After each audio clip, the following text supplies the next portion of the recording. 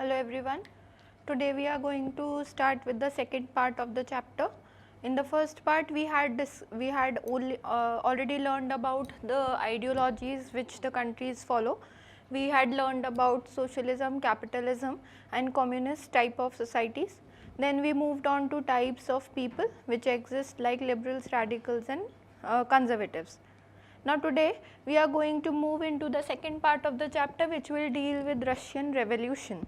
Now before starting with the chapter, let me first give you a brief that what this particular heading will deal about. अगर हम Russia के बारे में बात करें तो रशिया के बारे में हमें कॉमनली नोन फैक्ट्स हैं कि Russia area wise largest country है जिसका एरिया सबसे बड़ा है, ठीक है। अब जो रशिया की रेवोल्यूशन हुई वो ईयर 1917 में हुई है in one particular year but in 2 months. First is February and the second one is October. यानी फरवरी में अलग टाइप की रेवोल्यूशन हुई और अक्टूबर में अलग टाइप की रेवोल्यूशन हुई। हम यहाँ पर कुछ प्रोमिनेंट लोगों के नाम इवॉल्व होते हुए देखेंगे through the process. Like we will here see emergence of new kinds of political parties which never existed before in Russia. Plus we will see the uprisal of leaders like Vladimir Lenin. We will then move on to see his coming to power. We will then see what changed after October and after he came to power. Alright. So आज का जो हमारा पूरा lecture है वो lecture basically दो revolutions के साथ डील करेगा. We call this as February Revolution and October Revolution respectively. Right? अब रशिया के बारे में हम अगर एक ब्रीफ स्केच लें कि रशिया की रेवोल्यूशन क्यों हुई थी, तो रशियन रेवोल्यूशन का सबसे मेजर कॉज अगर मेरे को नोट डाउन करना हो तो मैं इसको रिलेट कर सकती हूँ मोनार्कियल रिजीम से या एग्जिस्टेंट ऑफ मोनार्की और इस मोनार्की का डाउनफॉल was really necessary. अब ज़रूरी क्यों था? रशिया जो है वो आज के टाइम में जितना बड़ा एरिया है या जितना मेजर एरिया कवर करता है, अगर हम उस टाइम की बात करें तो रशिया की टेरिटरीज़ आज के कुछ मॉडर्न डे कंट्रीज़ को भी इंक्लूड करती थी, जैसे अज़रबैजान हो गया, जैसे लैटविया हो गया, एस्टोनिया हो गया, many other neighbouring countries I mean to say. यहाँ पर प्रीडोमिनेंटली जो रिलीजन था लोगों का वो रिलीजन था either they were believers of Orthodox Christianity, that means they were Catholic Christians, और you can see some part of the people believing in the religion Buddhism, while others believed in Islam, although the proportion of these people was quite less. अगर हम percentage में निकालें तो इन लोगों का proportion काफ़ी कम था। यहाँ पर मेजरली प्रॉब्लम ये है कि यहाँ का किंग जो है, जिस टाइम पर रेवोल्यूशन चल रही है उस टाइम पर किंग का रूल था and the ruler was named as Tsar Nicholas II. Here we pronounce king nobility as ज़ार.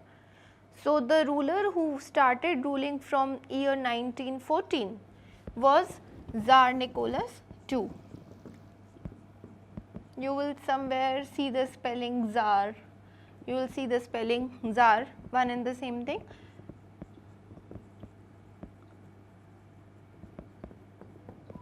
यहाँ की जो मोनार्कियल रेजिम में फॉलो कर रहे थे वो ज़ार निकोलस II थे. इनकी वाइफ थी जो कि जर्मन बैकग्राउंड को बिलोंग करती थी and her name was Alexandra. ठीक है, यहाँ पे हम एक और इम्पॉर्टेंट पर्सन का रोल देखेंगे. His role was that of a monk. He was a monk whose name was Rasputin. ठीक है, अब क्या है, अगर हम रशिया की इकनॉमी की बात करें तो रशिया की इकनॉमी का स्ट्रक्चर कुछ ऐसा है कि यहाँ की 80% जो इकनॉमी है वो 80% इकनॉमी एग्रीकल्चरल इकनॉमी है. ठीक है। बाकी बची हुई जो 20% है वो 20% इंडस्ट्रियल इकोनॉमी है, ठीक।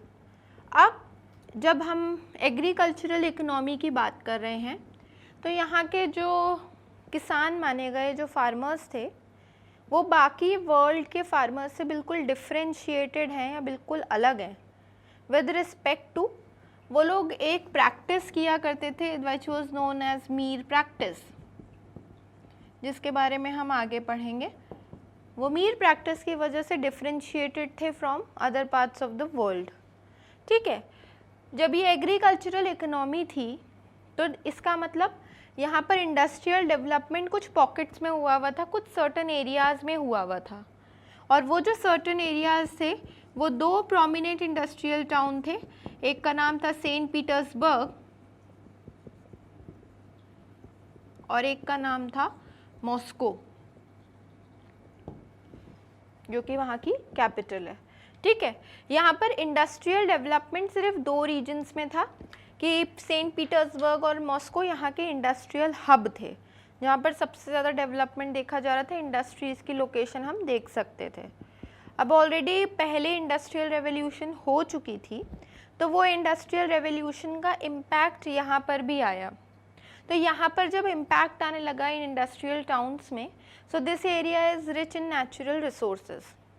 तो यहाँ पर कोल और आयरन से जो प्रोडक्शन हो रहा था, वो कोल और आयरन से प्रोडक्शन डबल हुआ, ठीक है। और कुछ सेक्टर्स में ये जो प्रोडक्शन था ये क्वाड्रपल हुआ या 4 टाइम्स मल्टीप्लाई हुआ। जब ये 4 टाइम्स मल्टीप्लाई हुआ तो definitely people started earning a very huge amount of money. Plus हम यहाँ पर ऑलरेडी पढ़ चुके थे लास्ट लेक्चर के अंदर कि रशिया एक सोशलिज्म या सोशलिस्ट इकोनॉमी की तरफ कन्वर्ट होना चाह रहा था, जहाँ पर पब्लिक वेलफेयर को ध्यान में रखना है। तो जब पब्लिक वेलफेयर की बात हो रही है, so what does this indicate, that majorly जो सेक्टर्स या जो इंडस्ट्रीज़ ओपन अप हो रही थी, उन मेजर इंडस्ट्रीज़ पर कंट्रोल किसका होना चाहिए था? गवर्नमेंट का कंट्रोल होना चाहिए था, ठीक है। बट गवर्नमेंट का रोल कहाँ तक है?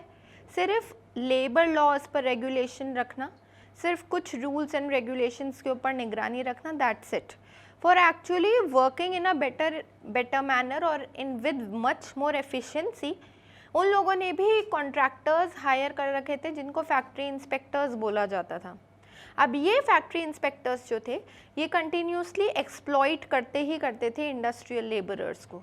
सो बेसिकली उनकी कंडीशन तो डिटोरिएशन की तरफ ही थी।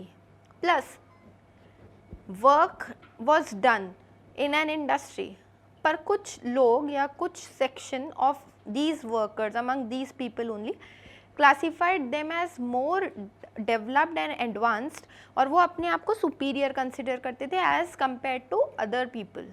जैसे जो पर्टिकुलरली मेटल वर्क्स में काम कर रहे थे, जो मेटलर्जिकल इंडस्ट्रीज़ में वर्क कर रहे थे, उन लोगों को अपनी सुपीरियरिटी का बहुत ज़्यादा कॉम्प्लेक्स था, that we are much more superior and we are doing something of a skilled kind of work and our work is more counted than done by other people। तो उन लोगों की ये टेंडेंसी की वजह से एक सुपीरियर और इन्फीरियर होने का कॉम्प्लेक्स था। प्लस यहाँ पर जो लैंड का कंट्रोल था रशिया के अंदर, वो लैंड का कंट्रोल भी एक्चुअली नोबिलिटी के पास था। मतलब नोबिलिटी जो थी वो मेजरली लैंड को कंट्रोल किया करती थी and it was confiscated by church as we had read in French revolution. जो डिवीज़न था वो डिवीज़न यहाँ पर भी एग्जिस्टेंट था सेम फॉर्म में। तो जब यहाँ का डिवीज़न एग्जिस्टेंट हुआ तो what started was that people in Russia believed in doing services और providing services in a pooled manner. हम पहले भी ये चीज़ डिस्कस कर चुके हैं कि पूलिंग का मतलब क्या होता है। पूलिंग का मतलब simple, that suppose we are 4 people and 4 of us do not have everything but we have some parts। तो हम लोग क्या करेंगे, एक कंप्लीट एक तरीके से आप बोल लीजिए कि हम कोई भी वर्क को अकम्प्लिश करने के लिए हम लोग क्या करेंगे, उन सारी सब्सिक्वेंट सबऑर्डिनेट यूनिट्स को ऐड कर देंगे। तो जब हम वो पूरी यूनिट्स को ऐड करेंगे तो it will make a complete whole cycle. यहाँ पर जो फार्मर्स थे वो फार्मर्स इसीलिए डिफ्रेंशिएट करे गए बाकी वर्ल्ड के फार्मर्स से, वो मीर प्रैक्टिस की वजह से था। और ये जो मीर प्रैक्टिस थी इसको यही बोला जाता है that they started pooling their land together. But see not everyone was really happy with this. There was a piece of land which was taken on rent by some 4-5 people or a group of people. जब वो land को rent पर लिया करते थे तो obviously landlord का role वहाँ पर ख़त्म हो गया। And what was done in mere practices, let's suppose consider that this is a piece of land taken on rent by 4 people A, B, C and D. Suppose अब आप मान लीजिए कि इन लोगों ने 4 years के लिए इसको रेंट पर लिया है। एग्जाम्पल, 4 लोग हैं, 4 साल के लिए उन्होंने ज़मीन उधार पर ली या रेंट पर ली।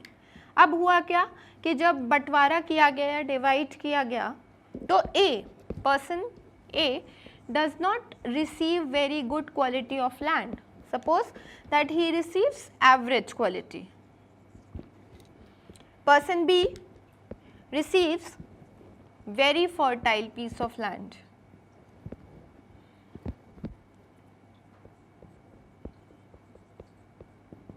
ठीक, person C receives again average and person D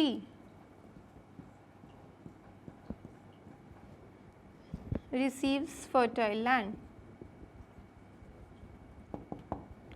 जब पहला साल होगा, जब ईयर 1 होगा, तो हम ऑब्वियस सी बातें रिलेट कर सकते हैं कि this category and this category, that means person B and person D will have more output than A and C. A और सी से उनका आउटपुट ज़्यादा होगा। जब सेकेंड ईयर आएगा तो सेकेंड ईयर आने में they will interchange there land accordingly, और ये इनके म्यूचुअल अंडरस्टैंडिंग के ऊपर बेस्ड था कि ये अपने आप लैंड को इंटरचेंज कर लेते थे आपस में।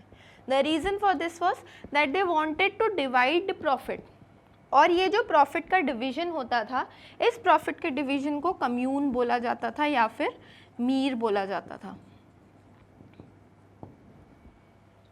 तो ये जो प्रॉब्लम थी कि लैंडलॉर्ड्स का इंटरफेरेंस यहाँ पर ख़त्म हो गया कि आपने जब ज़मीन दे दी तो you are just only concerned with the rent that you are receiving.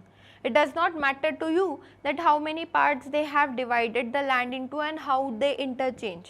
So often there were cases recorded that they used to murder the landlords or kill them if they used to interfere in this practice.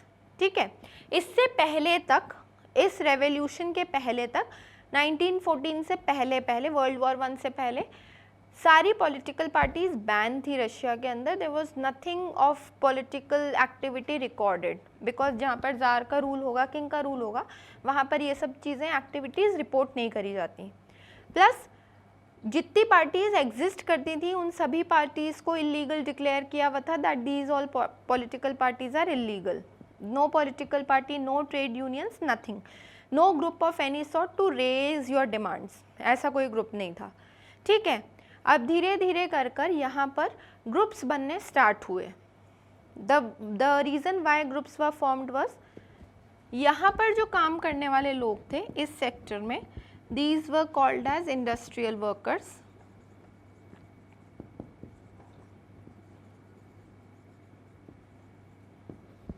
और यहाँ पर जो काम करने वाले लोग थे उनको जनरली पीजेंट्स रेफर किया गया है. ठीक है, तो यहाँ पर बेसिकली इन दोनों के इंटरेस्ट को प्रोटेक्ट करने के लिए after they started forming some political parties in Russia. तो दो इम्पॉर्टेंट पॉलिटिकल पार्टीज़ जो इसी टाइम के आसपास फॉर्म होती हैं, उन दो पॉलिटिकल पार्टीज़ के नाम थे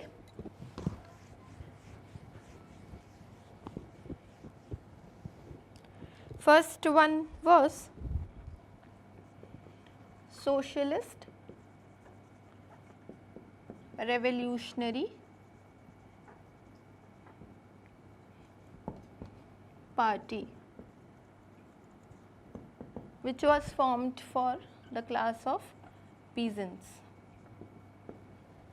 and the second party which was started was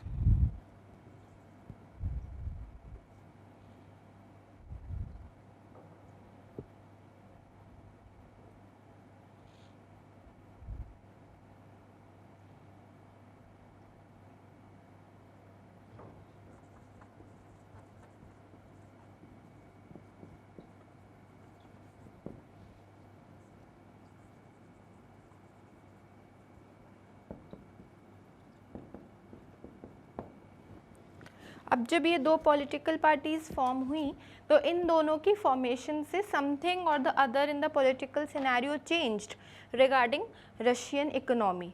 अब जब रशिया की इकोनॉमी चेंज होने लगी, we see emergence of a strong group over here.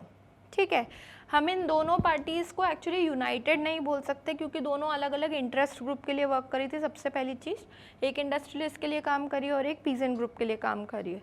So there was no unity sort of thing which could be recorded here. Unity तो नहीं थी, but in दोनों में से अगर हम कुछ मेंबर्स को निकालें जो कि क्वालिटेटिव थे और जो मोनार्कियल सिस्टम को ओवरथ्रो करने में विश्वास भी रख रहे थे, प्लस उतना ज़्यादा एक्टिव रिप्रेशन मेथड्स को फॉलो करने के लिए रेडी थे। So we see uprising of Bolshevik party which was formed by some peasants plus industrialist. और जब हम इनकी ग्रोथ देखेंगे तो Bolshevik party was led by Vladimir Lenin. ठीक है, जिसने एम्फसाइज किया था that according to me there should be quality of people, we do not believe in quantity. हमें नंबर से मतलब नहीं है, लोगों में क्वालिटीज़ होनी चाहिए to fight against the king. Others who were left out were known as Mensheviks and this was led by George Plekhanov. ठीक है, अगर हम लिटरली मीनिंग से जाएं तो रशियन में मेंशेविक्स का मतलब है something which is in minority और बोल्शेविक का मतलब है मेजॉरिटी। ऑल्दो हम लोग इसका अपराइजिंग भी नहीं देखेंगे because it could easily be suppressed by the Bolshevik revolutionaries. So इसका हम अपराइजिंग यहाँ पर इस चैप्टर में ट्रेस नहीं करेंगे। ठीक है, ये जो सब चीज़ें हैं ये काफ़ी बाद में हो रही हैं रिलेटिवली विद द ईयर। इससे पहले इसी से मिलता जुलता ऑलरेडी एक इंसिडेंट हो चुका था। The year was 1905। तो 1905 में एक इंसिडेंट हो चुका था जिस इंसिडेंट को रिकॉर्ड किया गया as a revolution, and it was one of the turbulent times the Russian history has witnessed due to one of the incident which took place during this time. It was known as incident of Bloody Sunday, because of which this revolution came into limelight. और उस 1905 की revolution को dress rehearsal भी बोला जाता है। The reason why it is called as dress rehearsal is because of the fact that it was a prelude और a starting point from when people started revolting or started to even think to revolt against the czar। तो इसीलिए उसको एक तरीके की dress rehearsal के form में भी देखा जाता है। ठीक है, उस इंसिडेंट में क्या हुआ था, actually this criteria existed before also. Political party नहीं थी, उससे पहले भी एग्जिस्ट करता था और डिवीजन यही था। लोग परेशान थे, so what they did were they united together and they started demanding they had three demands. Their first demand was for better wages, second demand was reduction in working hours, and the third demand was improvement in the condition of work। ये तीन demands को लेकर वो लोग चाहते थे कि ज़ार कभी इन चीज़ों को एड्रेस करे। Now king never listens to the demand of common people. तो इन लोगों ने क्या किया, एक ग्रुप फॉर्म करना स्टार्ट कर दिया और इस ग्रुप का लीडर बनाया गया फादर गेपन को। Why father Gapon was made the leader, father belongs to the category of clergy, church का बंदा है।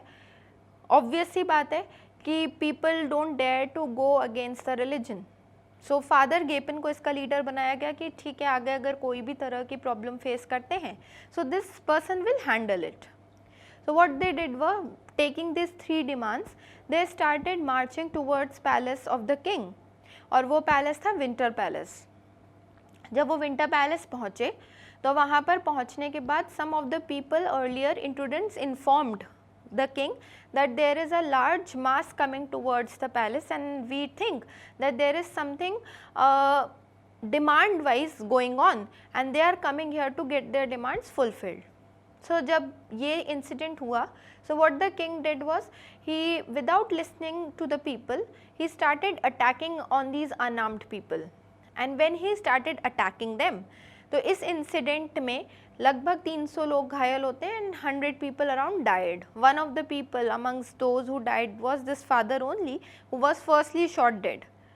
So what happened is, this incident, since it happened on a Sunday, so this came to be regarded as a bloody Sunday event of 1905. But इस incident के बाद एक चीज़ बहुत clear हो चुकी थी, that now the king has realized that something has to be done regarding changes which are to be brought about. अब वो जो चेंजेस लेकर आता है इस इंसिडेंट के बाद, वो चेंजेस थे कि he agrees to form an elected body of representative which was called as Duma, जो वहाँ के पार्लियामेंट का नाम है, रशियन पार्लियामेंट का नाम है ड्यूमा। तो एक इलेक्टेड बॉडी वो बनाने के लिए रेडी हो जाता है।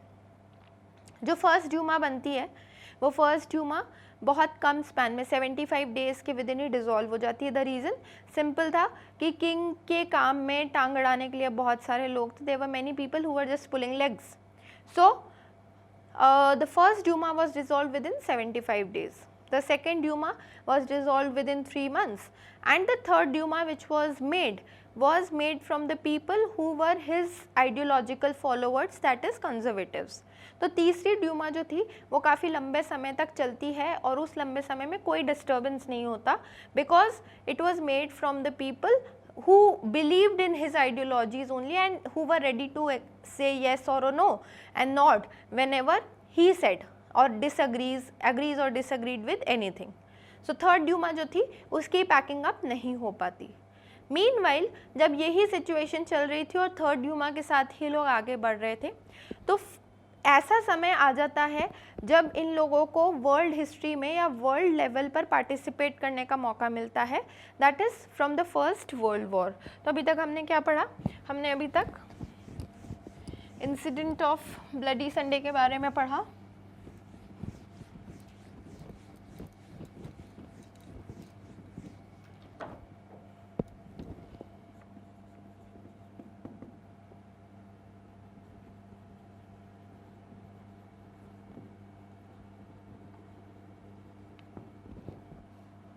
it was led by father Gapon, और इससे जो चेंज आया वो था फॉर्मेशन ऑफ ड्यूमा।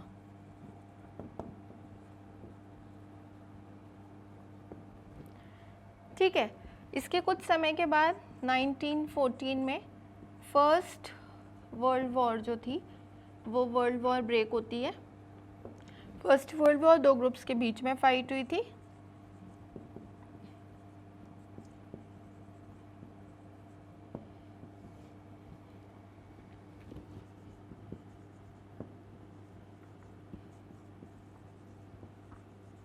हमारे पास अलाइड पावर्स की तरफ थे Britain,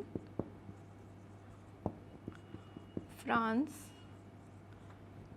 Russia, later joined by USA, और सेंट्रल पास की तरफ हमारे पास थी Austria Hungary,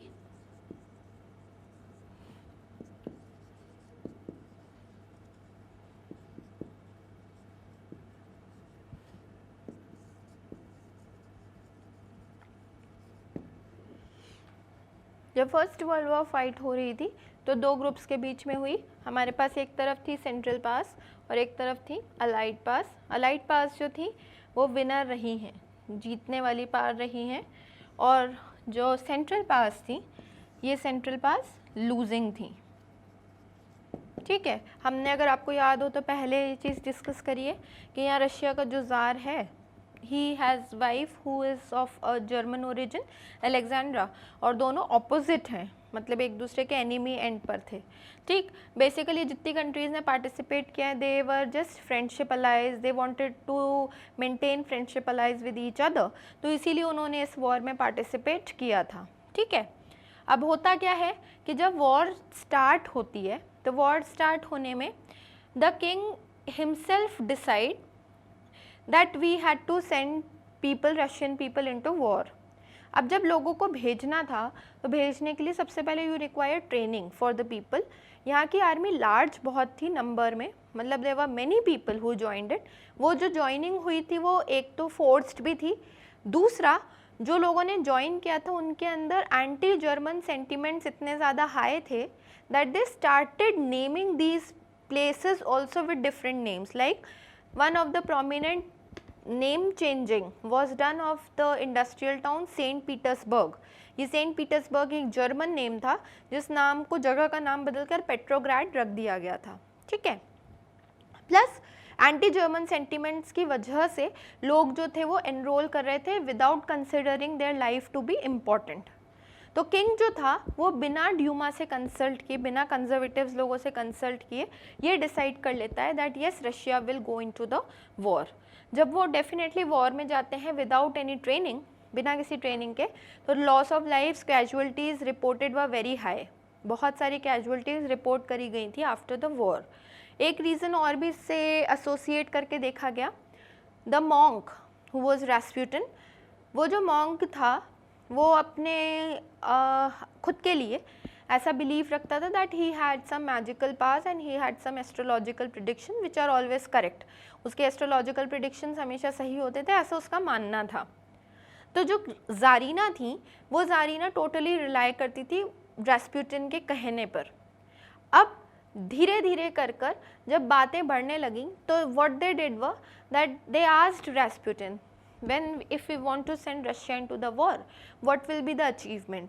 Rasputin said that your astrological prediction says that you will definitely win war and it will bring glory onto the Russian nation.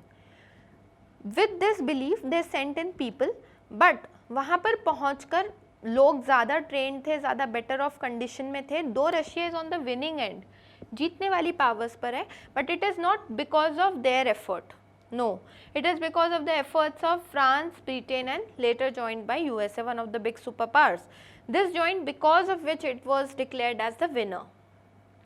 यहाँ की जो आर्मी है, यहाँ की आर्मी नंबर में लार्ज होने की वजह से या तो रेड आर्मी बोली जाती है या फिर रशियन स्टीम रोलर्स के नाम से जानी जाती थी। ठीक है, रास्पुटिन के कहने पर डेफिनेटली वॉर में गए, कैजुअलिटीज़ रिपोर्ट होने लगी और बाद में जो लौट कर सोल्जर्स आए वो इतने ज़्यादा डरी हुई कंडीशन में आए थे that the passage by which they were passing and returning back they started burning those places. और बर्न करने का रीज़न ये था कि none of the people could now come and attack them. और किसी ने ये नहीं प्रिडिक्ट किया था कि फर्स्ट वर्ल्ड वॉर स्टार्ट 1914 में होगी और एंड 1918 में होगी। 4 साल लंबा चलने वाला ये युद्ध किसी ने प्रिडिक्ट नहीं किया था। तो ये एक बहुत मेजर रीज़न था जिसकी वजह से ये प्रिडिक्शन फेल हो गया। ठीक, प्लस जब वॉर से वापस लौट कर आ रहे थे तो जितनी जगह पर ये लोग फायर बर्न करते हुए आए, जितनी जगह पर आग लगाते हुए आए, वो सारे बेसिकली इनकी एग्रीकल्चरल एरियाज़ थे जहाँ पर मेजरली एग्रीकल्चर होता था।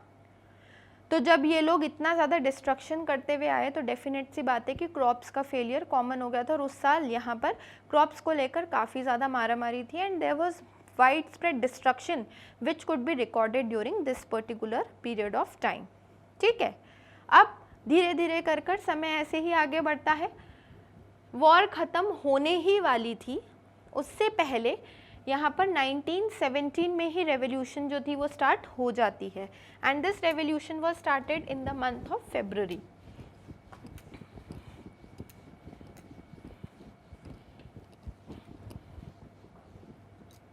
So it came to be known as February Revolution.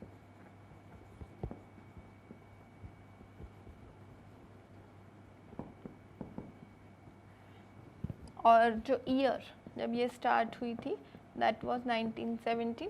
अगर हम रशिया का स्ट्रक्चर देखें तो रशिया रिवर नेवा के 2 साइड्स पर बसा हुआ है।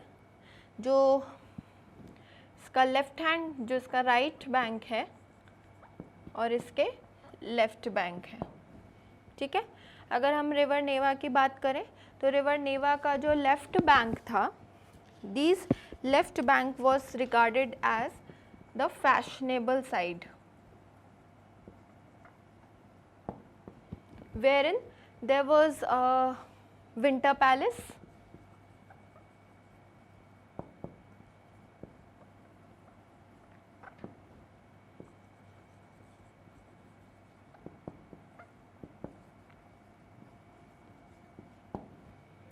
जिसका राइट बैंक था वो राइट बैंक वर्कर्स के लिए था, उनके क्वार्टर्स के लिए था, और यहाँ पर मेजर फैक्ट्रीज लोकेटेड थी।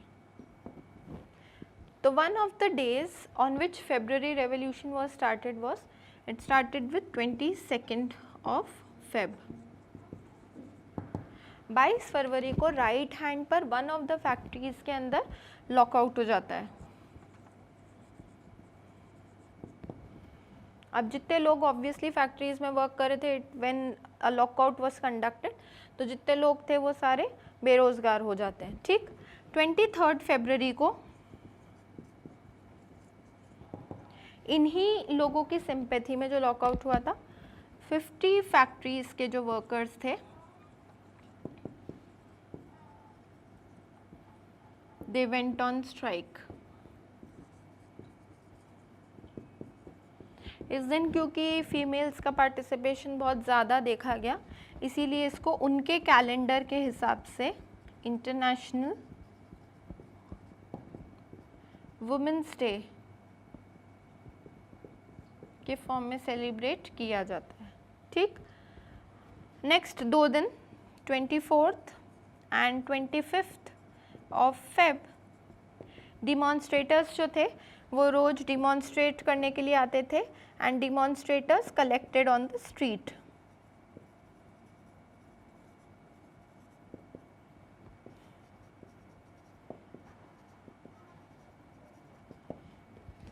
आगे 2 से 3 दिन यही सिनेरियो चलता रहा।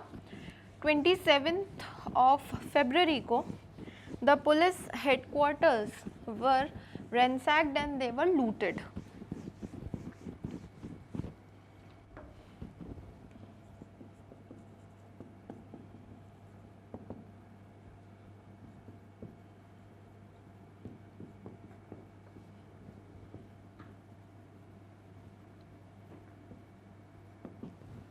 And on 2nd of March, the Tsar abdicates. The meaning of the term abdicate is to surrender. Surrender and leave your position. तो 2nd ऑफ मार्च को जो आउटकम निकल कर आया वो था जार का एब्डिकेशन। अब इसमें ये क्वेश्चन कॉमनली पूछा जाता है कि फेब्रुअरी रेवोल्यूशन का आउटकम क्या था इमीडिएट। तो इसका आउटकम यही रहा कि जो जार था उसको एब्डिकेट करना पड़ा अंडर पीपल्स प्रेशर।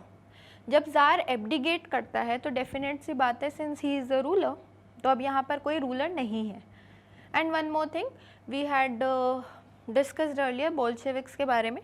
तो व्लादिमीर लेनिन जैसे जैसे राइज कर रहा था, बोल्शेविक्स का सपोर्ट मिलता जा रहा था, तो बोल्शेविक्स को ज़्यादा टाइम तक पॉलिटिकल सिनेरियो में रहने नहीं दिया गया by the jar.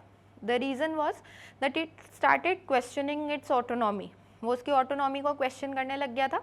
So what as a punishment was that he was sent into exile. उसको एग्जाइल पर भेज दिया गया था, देश निकाला दे दिया था, ठीक है। अब क्या हुआ, जब किंग एब्डिकेट करता है तो आफ्टर फेब्रुअरी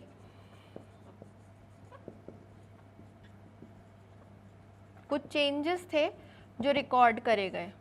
जैसे सबसे पहला चेंज था कि लेनिन रिटर्न्स, ठीक है।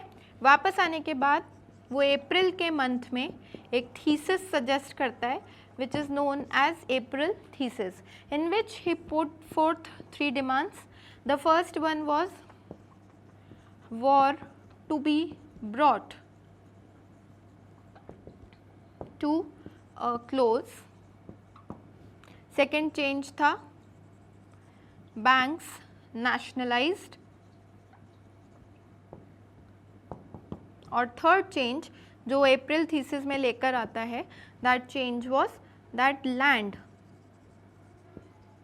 To be transferred to the peasant. हमें यहाँ पे रिमेंबर करना है कि हम यहाँ पर सोशलिज्म की अप्रोच की बात करें. He also suggested change in his party name from Bolshevik party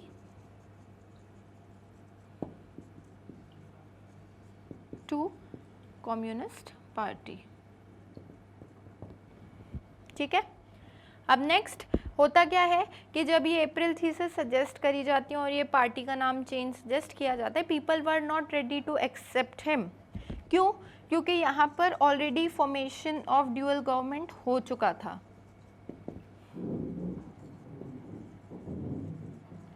और ये जो ड्यूअल गवर्नमेंट थी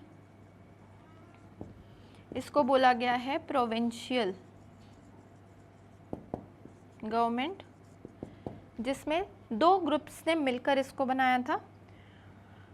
there were Duma leaders who were earlier not given any position and people of Bolshevik party.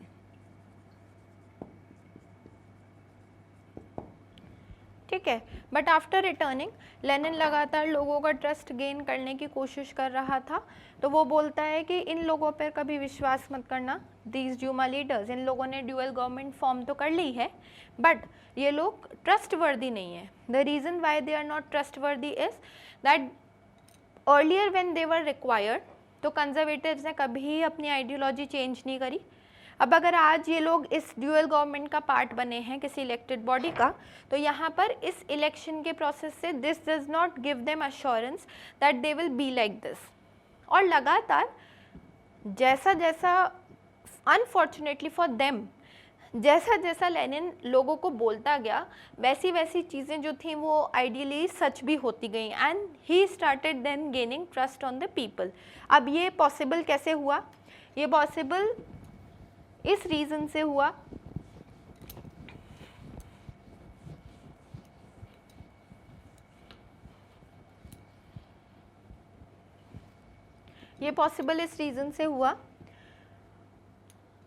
काफ़ी सारे लोगों का बोल्शेविक पार्टी पर support था और कई लोगों का इंडिविजुअली ड्यूमा लीडर्स पर सपोर्ट था. ठीक है. अब होता क्या है, eventually over a passage of time जब ये सपोर्ट थिन होना स्टार्ट होगा या कम होना स्टार्ट होगा, तो इसका एक मेजर रिस्पॉन्सिबल रीज़न ये था कि देयर वर 500 रिप्रेजेंटेटिव सोवियट्स और groups which were formed.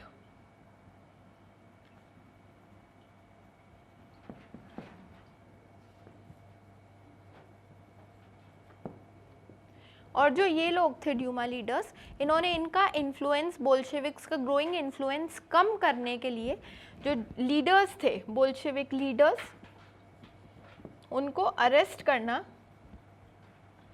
Start कर दिया. ठीक है. तो इसका मतलब कि जैसी जैसी हैपनिंग्स या जैसी जैसी बातें वो बोलता जा रहा था, वैसी वैसी चीज़ें इवेंचुअली सामने सच होती जा रही थी. So people started believing that yes whatever this person is suggesting और saying is true regarding the economy of Russia. ठीक है. तो यहाँ तक हम फेब्रुअरी रेवोल्यूशन पर ख़त्म होते हैं. कल नेक्स्ट क्लास में हम लोग स्टार्ट करेंगे with the October revolution which will commence from the events or happenings after this particular date. So this ends our lecture till September 1917.